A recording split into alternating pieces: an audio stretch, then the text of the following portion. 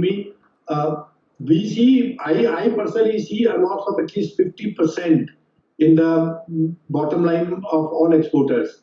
The orders are being lost, particularly apparels, textiles, leather goods, all the gem and jewelry, all the consumer goods have lost almost 100% of orders.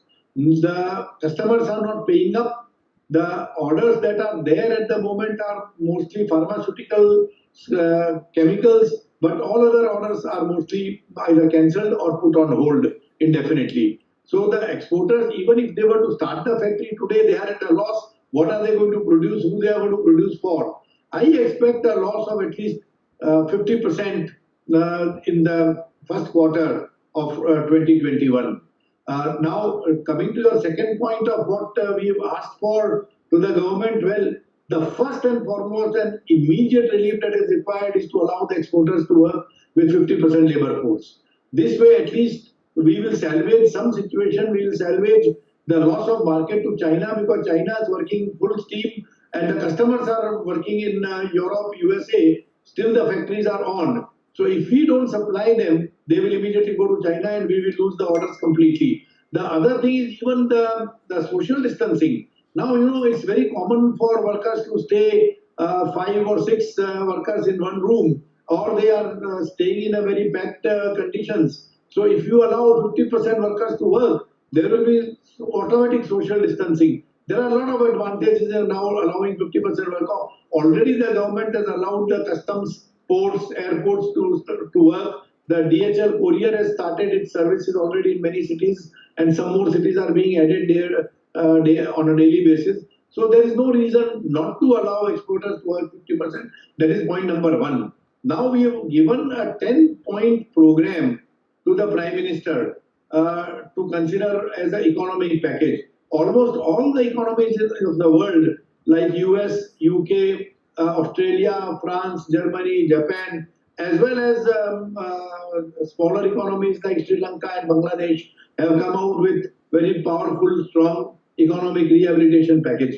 It is surprising that our government is silent so far. There are indications that they are going to come out, but earlier they do, it will remove all the uncertainty. Now you see that we need to address the twin problem of cash flow and livelihood of the worker. It's a balance between life and livelihood.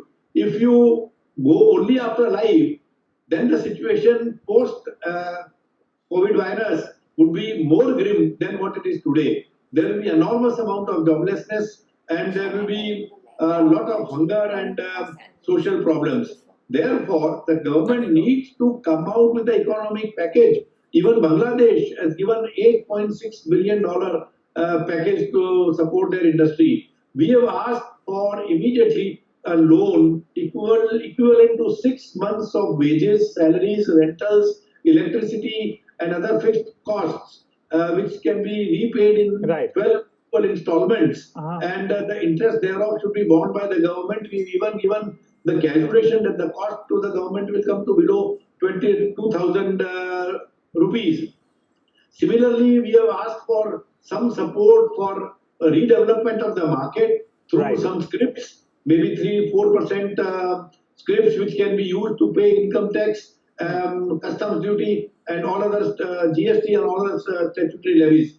We have asked for some relief on GST, and we have asked for relief on some salary and wages as well. So, as far as DGFT is concerned, we have asked for amnesty scheme because a lot of exporters were not able to bring the MEIS during the initial period. All right. Yeah, you were saying something, Nigel? Yes. Yes, Mr. Saraf, I just wanted to get that number again. The package that you're asking for from the central government, the total number and the total math is you have put down, according to your calculations, comes to around 22,000 crore. Is that correct?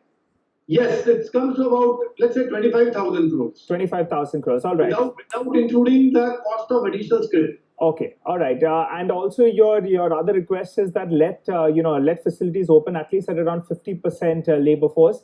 So absolutely, that's the must. That has to be done from tomorrow. Okay, all right. If the government takes this claim on board and manages to go ahead and goes ahead with what you're requesting the government to do, is the raw material availability there already? Yes, the factories do have some raw material because everybody stocks for 1.5 months. Okay. So to that extent it is there, and then raw material should not be a problem. Okay. Because the imports are on. You see, the other thing is the ports are plugged. The ports are jammed. So when the factory starts, we'll be able to clear all the imported cargo. So all the raw material will be there. All right. Yes, Mr. Saraf, for companies, if you could tell us, would there be any payment problems? Because exports are usually all on account of LCs or letters of credits have been opened. So payment shouldn't be a problem, right? What exactly is the concern with regards to this loss you're talking about? Payment, particularly in apparel and textile sector, is a major problem. In other sectors, if we are able to maintain the deliveries, I'm sure the customers will pay up. They would pay up. We'll find a solution for getting the payments done if we are able to deliver. If we are not able to deliver, then why would they pay? Yeah, Mr. Saraf, we get your point. Thanks so much for joining us and telling us the demands that you have placed forward. I'm sure the government of India will be having a closer look at that. Let's hope we do recover from this difficult phase.